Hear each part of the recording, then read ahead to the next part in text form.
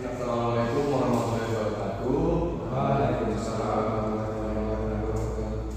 Di sini saya ada tugas dari ibu dan saya untuk menjelaskan dan memaparkan dari tugas yang diberikan dari ibu saya.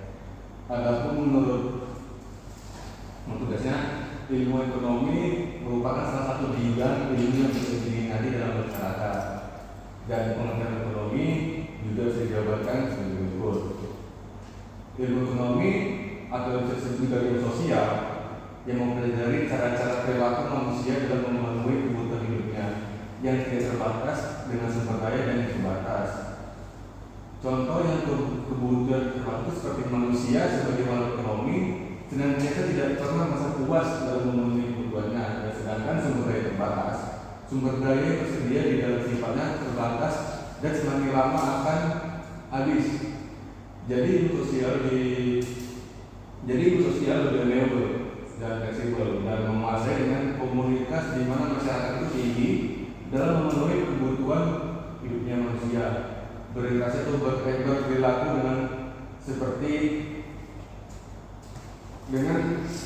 selopal saya, dan ada juga perilaku atau tingkah laku. Perilaku dengan Tuhannya, tingkat kehidupan seseorang semakin tinggi. Adapun perilaku atau tingkah laku, perilaku dengan Tuhannya, tingkat kehidupan seseorang semakin tinggi, maka ia semakin patuh terhadap aturan agama, sehingga perilakunya menghindari hal-hal yang buruk seperti korupsi, musalah, dan sebagainya. Adapun perilaku dengan diri sendiri, harus mempunyai prinsip terhadap diri sendiri atau berusaha hidup lebih baik. Ada juga perilaku dengan manusia lain, tidak mengambil orang lain. Ada pula juga perilaku dengan lingkungannya. Perilaku seorang dalam memenuhi kebutuhannya dipengaruhi lingkungan di mana ia seperti kebudayaan atau kehabisan letak geografis. Dan ada pula syarat sesuatu atau seseorang dapat dikatakan sebagai sumber daya. Yang pertama, memiliki ekonomis, yaitu segala sesuatu yang dapat diproduksi oleh manusia untuk dijadikan alat penyangga kebutuhan dan adanya permintaan, yaitu barang atau jasa tersebut dibutuhkan melalui pasar. Dan selanjutnya, ada pula prinsip ekonomi merupakan konsep dasar dalam menjalankan ekonomi. Prinsip ekonomi yang berkaitan dengan cara manusia mengambil keputusan menyatakan bahwa setiap pelaku ekonomi akan dihadapkan dengan trade-off. Nah, apa sih itu trade-off? Trade-off itu dalam artian suatu kondisi di mana kita harus menanggung pengorbanan atau kerugian karena tidak memiliki pilihan tertentu. Contoh, saya punya sebuah usaha dengan mengandalkan roda apa sebagai tempat jualan. Saya punya uang 1 juta. Nah, saya ingin 1 juta itu untuk mengganti ban mobil yang harus diganti dan untuk tetap lanjut, atau uang 1 juta itu untuk membeli bahan dagangan. Jadi di sini trade-off ini bisa diartikan kita harus mengorbankan sesuatu dari pilihan kita. Mau jadi contoh tersebut, ketika kita menggunakan 1 juta untuk mengganti bahan tersebut, maka kita akan bisa membeli bahan dagangan. Sedangkan kalau kita menggunakan uang 1 juta tersebut untuk membeli bahan dagangan, kita tidak bisa mengganti ban untuk berjualan. Dan ada pula prinsip ekonomi yang terkait dengan bagaimana orang berinteraksi atau menjelaskan peran sebenarnya pemerintah dalam ekonomi. Untuk peran pemerintah dalam eksternalitas suatu kondisi di mana prinsip ekonomi tidak berlaku, dan sebenarnya pemerintah hanya dasar sebagai pemberi izin untuk membuka tempat kegiatan ekonomi, menjaga kestabilan pasar atau tidak mempengaruhi harga. Pemerintah sendiri sebagai kestabilan pasar. Dan ada pula pengertian PDRB, pertumbuhan dan pembangunan ekonomi. Pada dasarnya, PDRB itu nilai tambah atau nilai akhir dari seluruh sektor yang ada dalam perekonomian. Contohnya, kabupaten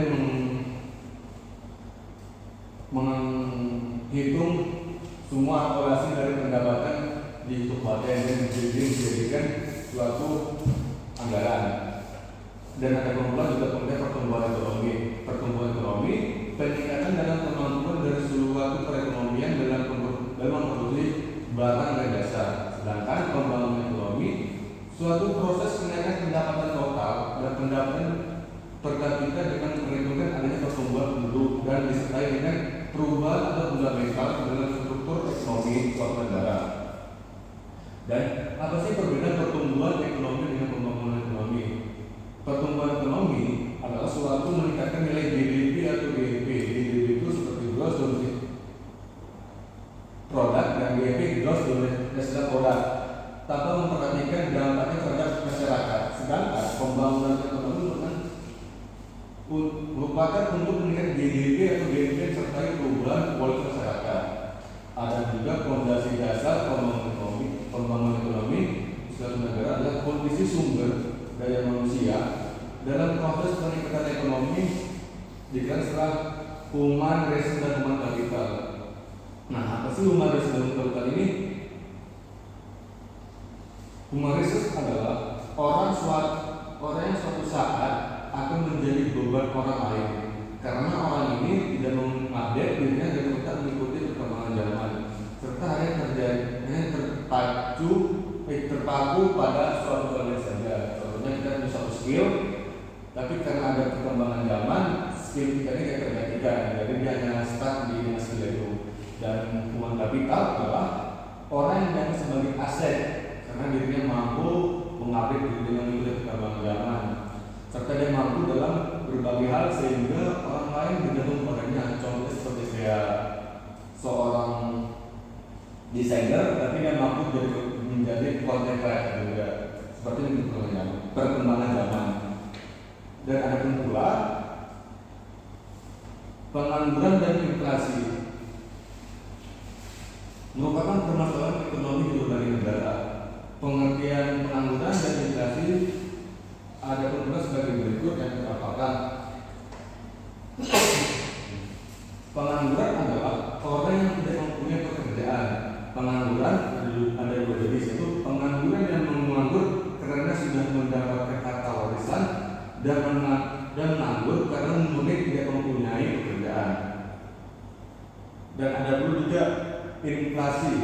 Tingkat inflasi itu ada dibagi 4, 0 sampai 10% itu masih sedikit karena pemerintah mendorong perekonomian di suatu daerah tersebut.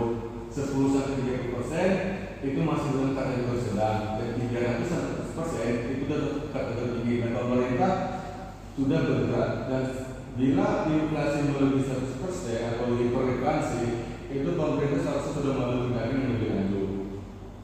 Dan ada pula juga menjelaskan teori Phillips menjelaskan hubungan antara inflasi dan pengangguran bersifat negatif. Artinya saat inflasi meningkat maka pengangguran menurun. Bagaimana sih dari tersebut? Pada saat inflasi naik yang disebabkan oleh kenaikan permintaan, maka produsen akan meningkatkan jumlah produksi barang. Karena produsen menaikkan jumlah produksi barang, maka input yang digunakan juga bertambah. Salah satu input yang tenaga kerja, jadi ketika inflasi naik maka pengangguran juga menurun. Dan kenapa sih teori Phillips ini tidak dapat digunakan di negara berkembang, contohnya negara kita sendiri? Itu dikarenakan inflasi sendiri berdampak negatif pada Indonesia karena inflasi terjadi akibat cost push, yaitu biaya produksi yang naik sehingga produsen mengikuti jumlah pekerjaan atau untuk memproduksi barang dalam jumlah yang sama. Mungkin itu saja yang saya paparkan. Lebih dan kurangnya terima kasih. Bapak kan 10 menit ya? Itu masuk juga SDM itu